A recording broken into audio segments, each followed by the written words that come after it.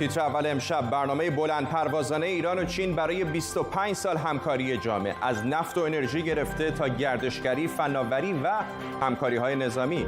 آمریکا نگران از افزایش نفوذ چین. مشاور امنیت ملی ترامپ برای هشدار به متحدان اروپایی راهی پاریس شده.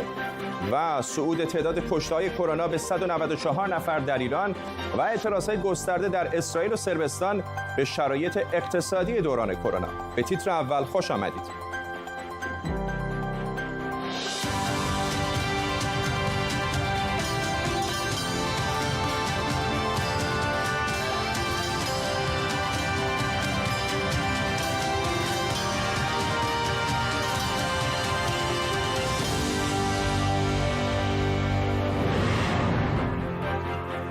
سلام بر شما. جنجال بر سر توافق ایران و چین داغ‌تر شده. در اینترنت اسناد و روایت‌های ضد و نقیضی از جزئیاتی در جریان است که هیچ کدام تایید نشده. امشب نگاهی می‌اندازیم به تعدادی از این اسناد و گزارش‌های غیررسمی، از جمله این سند 18 صفحه‌ای موسوم به برنامه همکاری جامع 25 ساله ایران و چین. سخنگوی شورای نگهبان عباسعلی کدخدایی از توافق با چین حمایت کرده. محمد جواد ظریف هم به مجلس رفته تا به سوالات درباره جزئیات این همکاری پاسخ دهد. همزمان اینجا در لندن گروهی از معترضان میگویند این سند همکاری همانند قرارداد ترکمنچای است و در برابر سفارت چین در لندن تظاهرات کردند. در طول نیم ساعت آینده تیمی از کارشناسان و خبرنگاران از چین تا آمریکا ما را همراهی خواهند کرد. اما پیش از هر کس بریم سراغ خبرنگارمون بهار خداوندی روبروی سفارت چین. بهار، معترضان چه میگن؟ فرداد همونطور که پشت سر من داریم میتونی خودت ببینی جمعی از معترضان اینجا جمع شدن، دارن سعی میکنن با شعارها و پلاکاردهایی به زبانهای انگلیسی، فارسی و حتی چینی صدای اعتراض خودشون رو برسونن. از شعارهاشون و گفتگوهایی که من باشون داشتم اینطور برمیاد که نگران هستن که ایران به خاطر شرایط اقتصادی که درش قرار گرفته، در واقع دولت ایران حالا میگن که کشور رو در واقع به حراج گذاشته و داره سعی میکنه از این طریق خودش رو از مخمسه نجات بده. اما از طرف دیگه از دولت چین هم عصبانی هستن که معتقدن از این شرایط داره سوء استفاده میکنه برای اینکه قلمرو خودش رو گسترش بده و معتقد هستن که دولت چین یک دولت دیکتاتوری هست و نباید اجازه داد که پاش به ایران برسه. در طرف دیگه از دولت چین هم انتظار دارن که در واقع ایران رو محکوم بکنه و با ایران همکاری نکنه و بنابراین یکی از شعارهای اصلی امشب اینجا بویکات چاینا به زبان انگلیسی و چین رو بویکات کنید هست که در واقع از مردم کشورهای دیگه و از دولت‌های کشورهای دیگه میخواد که چین رو محکوم بکنن به خاطر این قرارداد. ممنونم از تو بهار خداونده، خبرنگار ما روبروی سفارت چین در مرکز لندن. اما ببینیم داستان این سند که تا به حال چیز زیادی هم از اون منتشر نشده چیه. به نظر میاد بزرگترین مزیت برای ایران اینه که چین میپذیره به صورت پایدار از ایران نفت بخره، تعهدی که در شرایط تحریم‌های سخت برای ایران کمک بزرگی محسوب میشه. متن این سند پر از سرمایه‌گذاری‌های مختلف در عرصه‌های مختلف، از نفت و پتروشیمی گرفته تا انرژی هسته‌ای، کشاورزی و البته گردشگری. بخش دیگر توافق مشترک ایران در طرح موسوم به کمربندراه. چین قراره در ساخت خطوط ارتباطی بین چابهار و آسیای مرکزی و همینطور چابهار به بندرعباس به ترکیه و آذربایجان مشارکت کنه. به غیر از این سند گزارش اختصاصی در سایت اویل پرایس هم هست که ادعا میکنه منبعی در وزارت نفت ایران جزئیات محرمانه این توافق رو افشا کرده. طبق این گزارش چین میپذیره که 280 میلیارد دلار در صنعت نفت ایران و 120 میلیارد دلار در زیرساخت‌های راه و کارخانه‌های ایران سرمایه‌گذاری کنه. در عوض چین در سرمایه‌گذاری در تأسیسات نفتی ایران اولویت خواهد داشت. محصولات نفتی رو با تخفیف 12% میخره و حق داره پرداخت‌ها رو تا 2 سال به تأخیر بندازه و حتی با ارزهای غیر رایج پول رو به ایران بده. مجموع اینها شاید بالغ به 30% تخفیف روی قیمت نهایی نفت بشه، ولی از طرف دیگه ایران در شرایط فعلی گزینه‌های زیاد دیگری هم برای فروش نفت نداره. در همین گزارش ادعا شده چین در ایران تأسیسات نظامی هم خواهد ساخت. چین تأسیساتی هم در فرودگاه مختلف ایران میسازه تا بمب‌افکن‌های چینی رو در اونها مستقر کنه، جای مثل همدان، آبادان و بندرعباس. آرش آذرمی خبرنگار ما از مرکز لندن از خانه با ماست و همینطور حسن منصور اقتصاددان از برنموت. از آرش شروع می‌کنم. آرش، چه جزئیاتی واقعا می‌دونیم در مورد این توافق احتمالی؟ خب فردا یه چیزی که شاید جالب باشه، این توافق عملاً برمیگرده به سال 2016. یه طرحی به نام مشارکت جامع استراتژیک چین و ایران امضا میشه و همون موقع هم سایت پترولیوم اکونومیست این اعداد و ارقام 400 میلیارد دلار در واقع سرمایه گذاری در صنایع زیرساختی و صنعت نفت و پتروشیمی ایران رو منتشر میکنه. شهریور 98 بود که همون موقع هم بسیار جنجالی شد این در رسانه ها. ظاهرا همون توسعه داده شده به این سند راهبردی 25 ساله و به همین دلیل این اعداد و ارقامی که ما داریم عملاً اعداد و ارقامی است که قبلا منتشر شده بود در رابطه با میزان سرمایه گذاری ها، چون در این سند جامع کمتر عدد و رقم اومده، بیشتر مسائل کلی است. نکات کلیش رو اشاره کردید. دو سه نکته دیگه به نظر من جالب بود که در سند اومده. یکی سرمایه گذاری چینی ها در مناطق آزاد هست، به طور خاص از قشم، اروند و ماکو اسم برده شده که چینی ها سرمایه گذاری میکنن. و دیگری ایجاد و توسعه نهادهای مالی است به نام بانک توسعه سرمایه‌گذاری زیرساخت و صندوق جاده ابریشم و گسترش همکاری‌های مالی ایران و چین، که نکته جالبش این هست که گفته مبارزه با پولشویی هم در راستای این همکاری‌ها هست. حالا با توجه به اینکه ایران خودش در لیست سیاه FATF قرار گرفته، این نکته جالبی است که این مبارزه با پولشویی بین دو کشور چگونه قرار هست انجام بشه. ممنونم از تو آرش آذرمی، خبرنگار اقتصادی ما. حسن منصور اقتصاددان هم به ما پیوسته. آقای منصور، از منظر چین اگر بخوایم نگاه بکنیم، به هر حال یه سری امتیازاتی هم چین داره به ایران میده، از جمله تضمین خرید نفتش اگر این سندی که میبینیم واقعا صحت داشته باشه. ولی با فرض اینکه داره این امتیازاتی که میده، چرا باید در چنین شرایطی که تحریم‌های بین‌المللی هست، فشار روی ایران زیاد هست، چرا باید همچین ریسکی رو چین بپذیره؟ ببین، نکته‌ای که اشاره می‌فرمایید نکته بسیار موجهی است. اکنون ریسک سیاسی نظام ایران به بالاترین سطح رسیده. هیچ سرمایه گذاری بدون داشتن وثیقه های محکم نمیتونه و نمیاد سرمایه گذاری بکنه. در نتیجه اونی که در هر سرمایه گذاری ما انجام میدیم به عنوان اقتصاددان، ارزیابی پروژه و فیزیبیلیتی استادی، یعنی امکان پذیر بودن این پروژه است. چین در سیستمی که پدید آورده و این رو در بیش از 35 بندر جهان پیاده کرده، در بیش از 12 کشور آفریقایی به امضا رسونده، در اونجا سیستمی برای وثیقه ها پدید آورده که اینا خطرناکه. یعنی ملاحظه بفرمایید، اگر دولتی نتواند، کشوری نتواند این سرمایه گذاری ها رو به موقع به چین برگردونه، تادیه کنه یا اون پروژه با موفقیت روبرو نشه، در این صورت چین امکان رو که وثیقه ها رو مصادره کنه برای خودش محفوظ نگه داشته و اینو در چندین کشور تاکنون اجرایی کرده. مثلا در زامبیا دستگاه رادیو تلویزیون رو مصادره کرده و اختیار خود گرفته. شرکت نفت زامبیا رو، شرکت برق زامبیا رو تصرف کرده. فرودگاه کنت کاوندای زامبیا رو به تصرف خود درآورده. در جیبوتی بندرگاه مهمی رو که پایگاه‌های یعنی محل اتصال اونجا به آمریکا و اروپا هست، اینها رو به تصرف خود درآورده با اجاره 99 ساله. در کنگو بندر لامو رو به تصرف درآورده. در سریلانکا بندر مهم عرض کنم هامبانتوتو رو به تصرف خود درآورده. در نتیجه این قضیه برای ایران، و اینو باید قرارداد به دقت دید، در اون پیشنویسی که وزارت خارجه ظاهراً منتشر کرده، هیچ چیزی که برای اقتصاددان قابل قبول باشه وجود نداره. هیچ محملی که بشود ارزیابی کرد، خطرها رو سنجید، ریسک ها رو در اونجا دید وجود نداره. از این نظر اون به نظر من کاملا مردوده. باید اطلاعات دقیق‌تری در معرض مردم ایران و نمایندگان منتخب مردم ایران قرار بگیره و این مورد ارزیابی قرار بگیره. در چنین شرایطی فعلا نداریم اینا رو. ممنونم از شما. حسن منصور اقتصاددان از بورنموت با ما. همونطور که آقای منصور گفتن، این بحث نادانسته های ما در مورد این توافق احتمالی موضوع رو پیچیده تر کرده. محمود واعظی، رئیس دفتر رئیس جمهور ایران، در تلویزیون ایران وجود بخشای محرمانه در تفاهم نامه 25 ساله میان ایران و چین را تلویحاً تایید کرد، اما در عین حال گفت که هرچه محرمانه باشد از نظر مجلس و سران سه قوه محرمانه نیست و مراحل قانونی تایید این سند طی خواهد شد. ما نقشه راه همکاری رو مشخص کردیم. به هیچ مصداقی که تعهد آور باشه ما واردش نشدیم.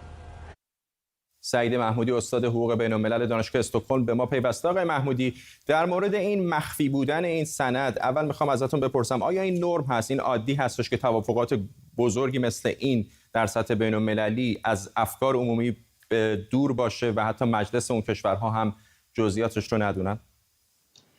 بستگی به نوع سند داره. در مورد این سند به خصوص الان شایعات بیشتر از واقعیات به نظر من.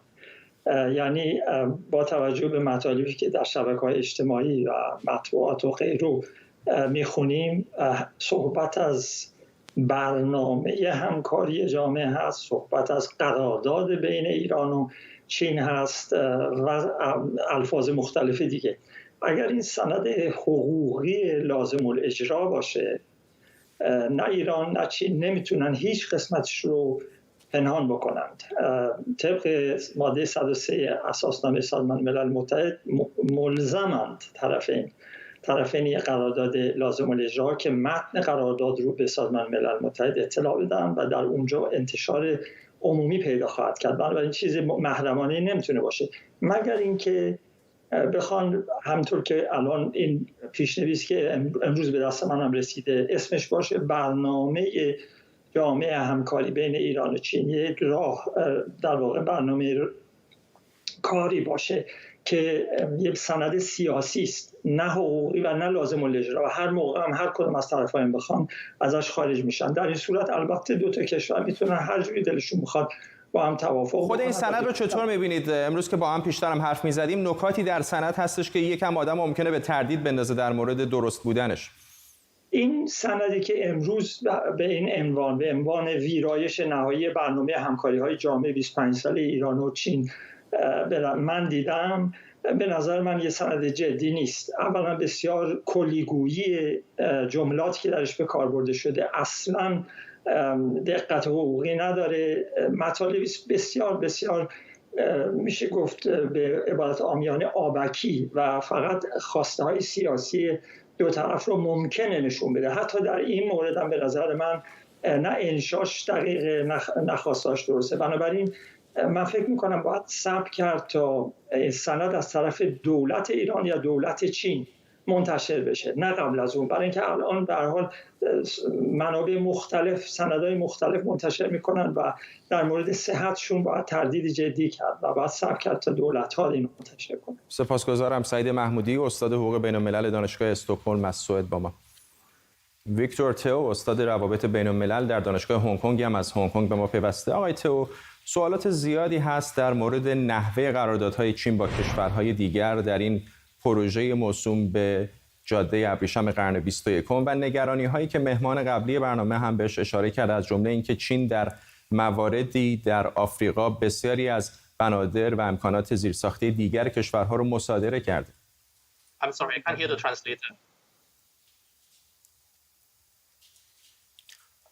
آقای تئو، اگر صدای من رو الان میشنوید، سوال من این بود که در مورد توافق‌هایی که چین با کشورهای جهان سوم انجام میده نگرانی‌های زیادی وجود داره. آقای تئو، اگه ممکنه من سوال ازتون انگلیسی میپرسم. There are a lot of concerns that the deals that China is making with other countries are not necessarily in favor of those countries, and there were circumstances where China has taken over ports and other infrastructures of those countries.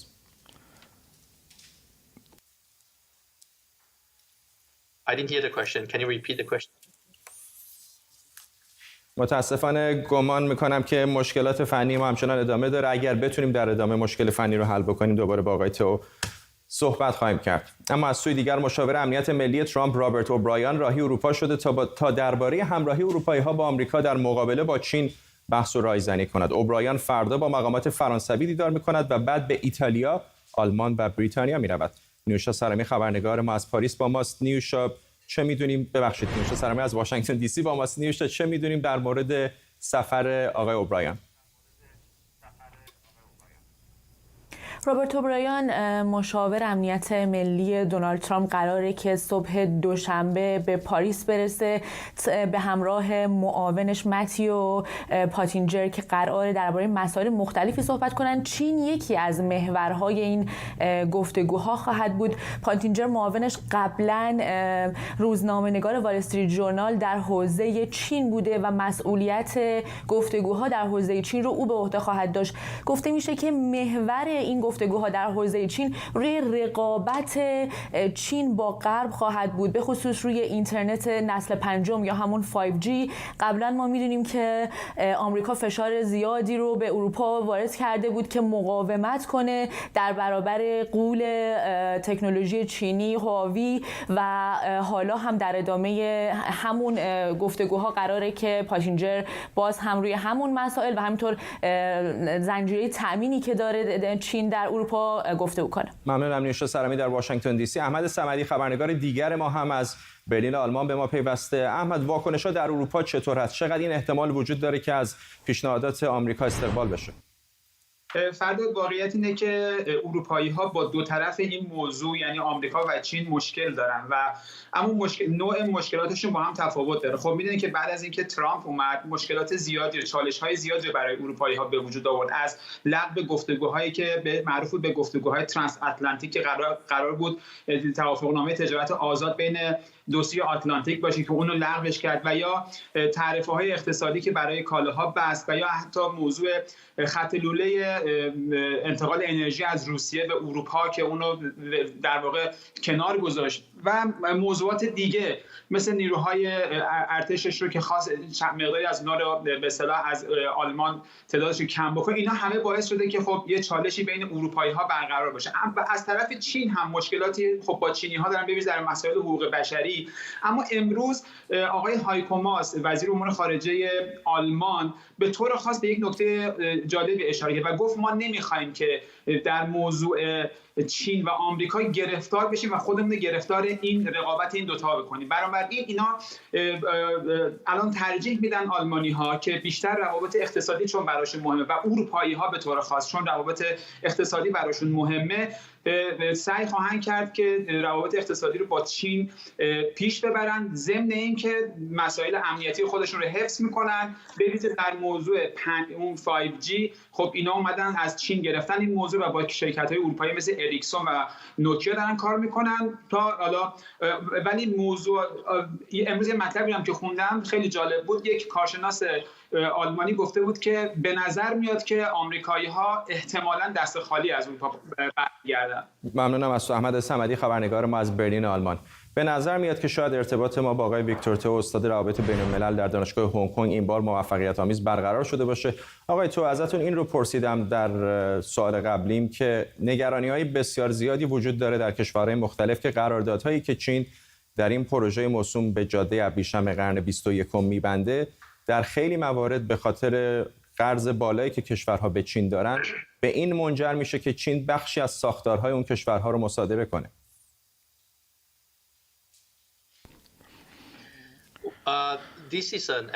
این یک اتهامیه که خیلی عمومی و کلیه و در مورد چین این مسئله گفته شده. بیشتر اروپایی‌ها و کمپانی‌های آمریکایی این اتهام رو میزنن، ولی کشورهایی که در کمربند جاده کمربند راه داره چین باشون کار میکنه همشون به سمت چین تمایل دارن و این مشکلیه که به تهمت میزنن به چین. و من فکر میکنم چینی ها خیلی تازه کار هستن در این راه و نمیدونن که چطور میتونن قراردادها رو اجرایی بکنن و یکی از برنامه‌های اون اینه که کمک بکنن به کشورها تا زیر ساختاشون رو بسازن. بنابراین این یک مسئله‌ایه که اینطور نیست که چینی‌ها دارن پول میدن به کشورها. چینی‌ها در حال تجارت هستن در واقع و وقتی که یک کار درست انجام نمیشه و معاملات درست انجام نمیشه، راستی آزمایی‌هایی که چینی‌ها کردن ابتدا خوب بوده ولی بعد می‌بینن که نمیتونن، بنابراین باید وثیقه‌ای داشته باشن اون رو بگیرن. بنابراین این یه مشکلیه که برای چینی‌ها پیش اومده. در مورد ایران ایران نباید خیلی نگران باشه، چون چین همیشه ایران رو با احترام باش مقابله کرد، باش داد و ستد کرده و روابط چین و ایران بسیار گرم و دوستانه است و دو جانبه است. بنابراین و چینی ها همیشه آگاهند که فشارهایی که روی ایران و چین میاد به چه شکله. بنابراین این اجرای این توافق نامه از 2016 این صحبت ها شروع شده، قبل از اومدن ترامپ و در زمان اوباما این صحبت ها شروع شده بود. بنابراین این پروژه یک جاده یک راه، کمربند یک راه، این مسئله‌ایه که چین میخواد یک رابطه طولانی مدت با ایران داشته باشه و ایران در واقع تقاضای کمک داره از چین و حتی تقاضای کمک نظامی و همینطور کمک‌های تجاری در تمام زمینه‌ها. بنابراین ما فکر می‌کنیم برای ایران هم این مسئله خیلی به نفعش خواهد بود و ایران میتونه نفتش رو به چین بفروشه و بله. ایران ببخشید به خاطر تفاوت زبان و فاصله ترجمه نمیتونم حرف شما رو قطع بکنم، ولی فرصت ما به پایان میرسه. ویکتور تو، استاد روابط بین‌المللی در دانشگاه هنگ کنگ، سپاسگزارم از شما. علی خامنه‌ای رهبر جمهوری اسلامی در نشست غیرعلنی و غیر رسمی با نمایندگان مجلس با انتقاد از آنچه امید واهی به بیرون مرزها و شرطی کردن اقتصاد کشور توصیف کرد، گفته اطمینان کامل دارد که مشکلات اقتصادی قابل حل است. خامنه‌ای از مجلس خواسته در انتقاد از دولت به گونه‌ای رفتار کند که مدیریت کشور آسیب نبیند. سال چهارم دولت‌ها، به خصوص اگر چهارم دوم باشه، سال بسیار حساسی است و معمولاً در این سال اگر چنانچه مراقبت نشود کارها سست خواهد شد. اولاً همه دولت‌ها موظفند تا روز آخر تلاش کنند و کار کنند. همکارم مرتضی کاظمیان اینجا در استودیو با ماست که میدونم کل حرف آقای خامنه‌ای رو شنیده. نکات جالبی که برای شما جلب توجه کرد چه بود؟ شاید مهمترینش، جالبترینش همین تاکیدش بر پرهیز مجلس از مخاصمه با دولت روحانی بود. اونم در شرایطی که خب برخی از نمایندگان مجلس مثل نماینده مشهد، نماینده کاشمر، اینها خیز برداشته بودن برای طرح سوال از روحانی و حتی برخی از اینا گفتن که نباید وقت مجلس با سوال گرفت، بلکه باید رفت سراغ استیضاح روحانی. و حتی برخی از نزدیکان آقای خامنه‌ای مثل احمد توکلی در مجمع تشخیص مصلحت نظام، اونها هم خواستار استیضاح روحانی شدن. اما عملا آقای خامنه‌ای این باب رو بست امروز، یا تاکید کرد که دولت روحانی کارش ادامه خواهد داد. فراموش نکنیم هفته پیش مجلس به حضور ظریف واکنش تندی نشون داد، دروغگو خطابش قرار دادن و امروز آقای خامنه‌ای دوباره به نمایندگان مجلس گفت که نباید احساساتی برخورد کنن، غیر منطقی باشن یا توهین و تهمت بزنن. به نوعی حمایت کرده از دولت، هرچند که سعی کرد که از نمایندگان این مجلس هم تقدیر کنه و جالبه که گفت که شما با یک رأی قابل توجه، قابل قبول اومدین به مجلس، در حالی که اینها برگزیدگان انتخاباتی هستن که کمترین میزان مشارکت رو داشت. و به نوعی صحبت امروز آقای خامنه‌ای شاید مهر پایان زد یا به خوشبینی‌ها در رابطه با مجلس و نشون داد جایگاه پارلمان کجاست. چون اگر قرار بود استیضاح کنن آقای روحانی رو، حالا با این صحبت آقای خامنه‌ای عملاً اون پروژه منتفی و اون انقلابیگری یا ادعاهای مجلس عملاً به حاشیه خواهد رفت. ممنونم از مرتضی کاظمیان، همکارم اینجا در استودیو با ما. همزمان با صحبت‌های آقای خامنه‌ای با نمایندگان مجلس، محمد باقر قالیباف رئیس مجلس از بسته حل مشکلات اقتصادی رونمایی کرده. پیشتر سعید نمکی وزیر بهداشت هم درباره تبعات اقتصادی کرونا هشدار داده بود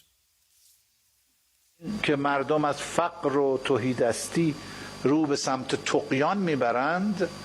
این بحث جدی است. رئیس جمهور این مملکت باید به این معیشت فکر کنه. دولت این مملکت باید به نیروهای امنیتی، نظامی و انتظامی باید به این معیشت و عدم شکل‌گیری یک طغیان فکر کنن.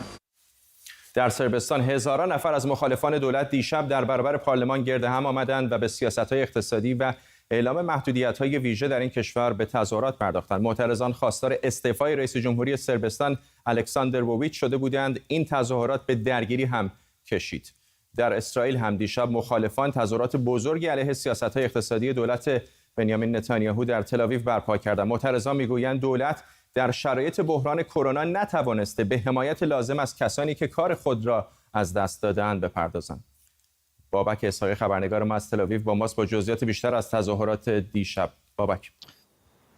بله فرداد، با آنکه به نظر می اومد که اسرائیل در 2 ماه اول بحران کرونا تقریبا به خوبی این بیماری را مدیریت کرده و همچنین با پیامدهای اقتصادی اون به خوبی مقابله کرده و یک جورایی به سلامت از این بحران بیرون اومده و حتی میتونه یک نمونه خوبی برای جهان باشه، اما موج دوم کرونا که باعث شد که تا به امروز بیش از 38% نفر در اسرائیل مبتلا به کرونا بشن، موجی از ممنوعیت‌ها را نیز دوباره برای اسرائیل به همراه آورد. اسرائیل که تا قبل از این بحران 3.5% بیکار در آن وجود داشت، امروز یه چیزی دور و بر 20% در این کشور بیکاری وجود داره و در تظاهرات که بزرگترین تظاهرات در اسرائیل بعد از کرونا حساب میشه، مردم به این وضعیت خودشون اعتراض کردن. ممنونم از تو بابک اسحاقی از تل‌آویو اسرائیل با ما و به این ترتیب میرسیم به پایان تیتر اول امشب. تا فردا بدرود.